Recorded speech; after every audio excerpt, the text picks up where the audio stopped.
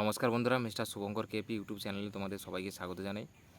তো বন্ধুরা, আজ তোমরা দেখে থাকবে, এখন চ্যানেলে দেখবে ভিডিও খুব কমই আসে, লং ভিডিও। সাধারণত এখন আমাদের পাসিং আউট হতে আর বেশি দিন নেই, প্রায় 1 থেকে 1.5 মাসের মতো হাতে সময় রয়েছে।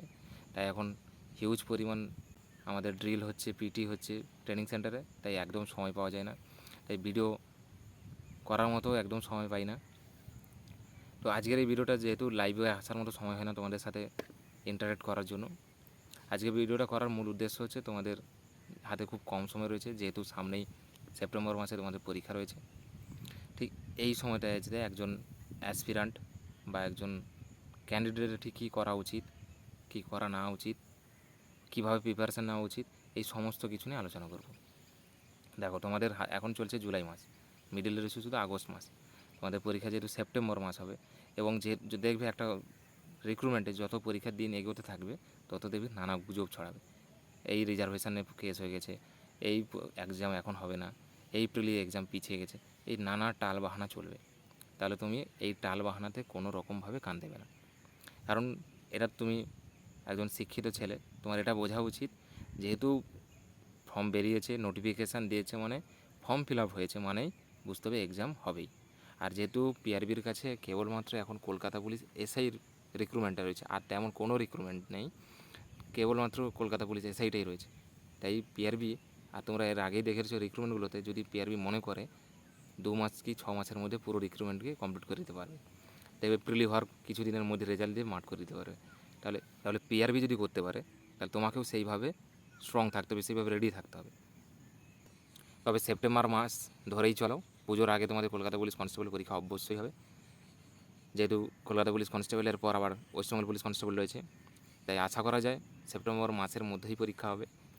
তাহলে একজন সিরিয়াস ক্যান্ডিডেট এখন কী করা উচিত? দেখবে অনেকেই এখন গা ভাসিয়ে দিচ্ছে, এই এক্সাম হবে না, এই কেস হয়ে গেছে, এই এটা ওটা এই ইত্যাদি নানা কিন্তু নিয়ে তারা সজাগ রয়েছে যে এক্সাম কবে হবে, কিন্তু নিজের প্রিপারেশান নিয়ে কোনোভাবেই সজাগ বা নিজের মধ্যে সেই ভয় এখনও কাজ করছে না। দেখো, তুমি যদি একজন সিরিয়াস ক্যান্ডিডেট হও, তোমার কিন্তু তোমার একটাই ধ্যান জ্ঞান মোটিভ থাকা উচিত, তোমার প্রিপারেশান, তোমার যে সাবজেক্টটা যে পয়েন্টটাতে উইক রয়েছে সেটাকে স্ট্রং করা।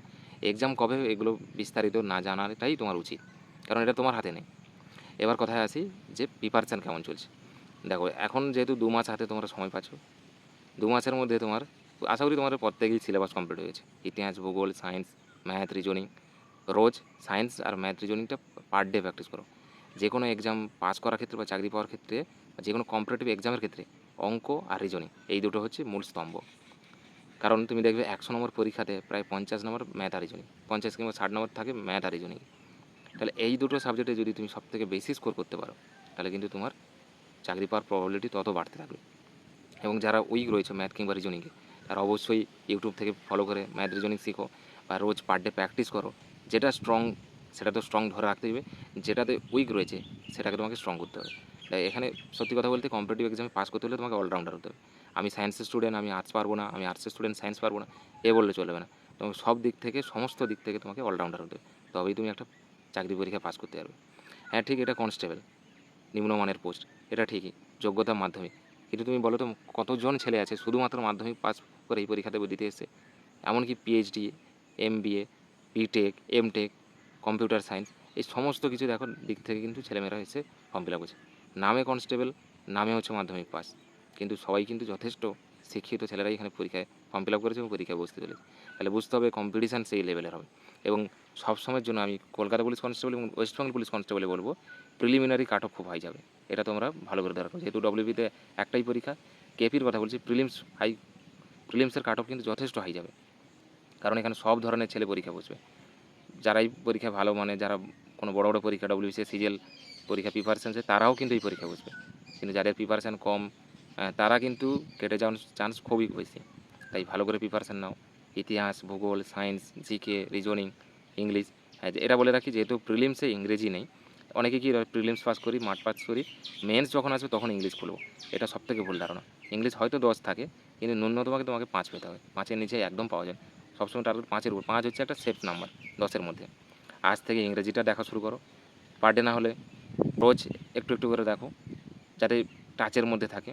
মেন্স ওরিয়েন্টেড পড়ো, মক টেস্ট দাও, ভালো করে ওএমআর পিডিএফ ডাউনলোড করে মক টেস্ট দাও, সময় ধরে মক টেস্ট দাও 1 ঘন্টা বেসিসে, এবং মক টেস্টটাকে ভালো করে অ্যানালাইসিস করো।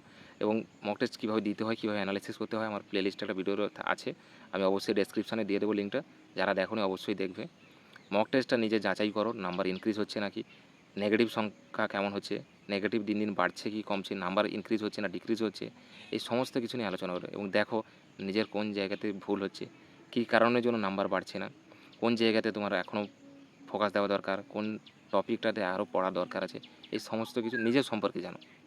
নিজের কোথায় উইক পয়েন্টগুলো দেখো, সেটা শোধরানোর চেষ্টা করো। মক টেস্ট দাও, রোজ না পারলে একদিন ছাড়া ছাড়া মক টেস্ট দাও, দেখো মক টেস্ট কোথায় ভালো নাম্বার দেওয়া হচ্ছে। মক টেস্টের সেরা বই হচ্ছে লীলা রয়ের বইটা রয়েছে, বিভিন্ন এখন ওয়েবসাইটগুলোতে দেখবে বা বিভিন্ন গ্রুপগুলোতে দেখবে মক টেস্টের ছড়াছড়ি রয়েছে, সেখান থেকে যুক্ত থাকো, মক টেস্ট দাও। প্রিভিয়াস ইয়ারের কোশ্চেনগুলো দেখো, কী ধরনের কোশ্চেন এসছে।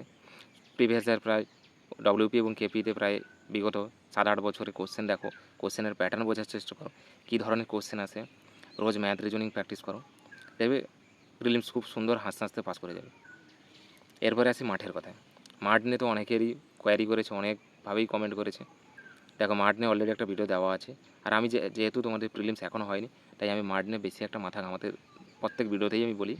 তবে যারা কোনো দিনই মাঠ প্র্যাকটিস করোনি বা কোনো দিন গ্রাউন্ডে যাওনি বা কোনো দিন কোনো এক্সামের জন্য মাঠে যাওনি, তাদের ক্ষেত্রে একটু সমস্যা, তাদেরকে আমি বলবো আজ থেকে মাঠ প্র্যাকটিস করো। কিন্তু যারা একবার মাঠ দিয়েছে বা মোটামুটি খেলাধুলার সাথে যুক্ত, তারা আজ থেকে মাঠ প্র্যাকটিস না করলেও চলবে। কেন বলছি, যেহেতু আমি অলরেডি 2টো মাঠ পাস করেছি, তাই আমার নিজের অভিজ্ঞতা থেকে বলবো, আমি নিজেই প্রিলিম এক্সাম হওয়ার পর থেকে মাঠ শুরু করেছি। সাধারণত 8-9 লক্ষ বাচ্চার পরীক্ষা দেবে, প্রিলিমস হওয়ার থেকে 2 থেকে 3 মাস সময় থাকে মাঠ হওয়ার জন্য। 3 মাস যদি কেউ বা 2 মাস যদি কেউ ডেডিকেট দিয়ে মনে জোর দিয়ে মাঠ প্র্যাকটিস করে, অনায়াসে সে মাঠ পাস করে যাবে। তাই মাঠ প্র্যাকটিস বা মাঠে কোনো অহেতুক ভয় রাখবে না মনের মধ্যে। যদি নিজের মধ্যে কনফিডেন্স না থাকে, তাহলে আজ থেকে মাঠ 1 দিন ছাড়া বা 2 দিন ছাড়া মাঠ প্র্যাকটিস করো। লং রান দেওয়ার চেষ্টা করো, কোনো টাইম ধরে একদম করবে না, মাঠে দেওয়ার চেষ্টা করো, রাস্তাতে একদমই নয়।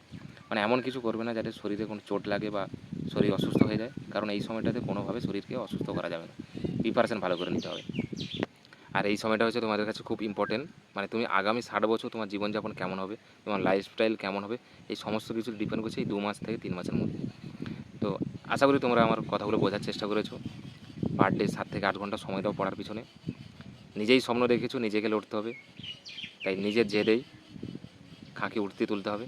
এই মোটিভেশন নিয়ে প্রিপারেশান নাও, কোনোভাবে প্রিপারেশানকে ঢিলামি করবে না, আর কোনো কথায় গুজবে কান দেবে না।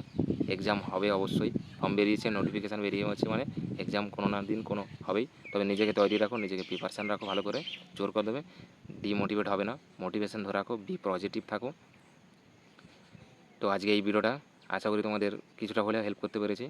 এইভাবে তোমাদের পাশে থাকবো, তোমরাও আমাকে সাপোর্ট করো। দেখা হবে পরবর্তী ভিডিওতে। ততদিন সুস্থ থেকো, ভালো থেকো। জয় হিন্দ, জয় ভারত।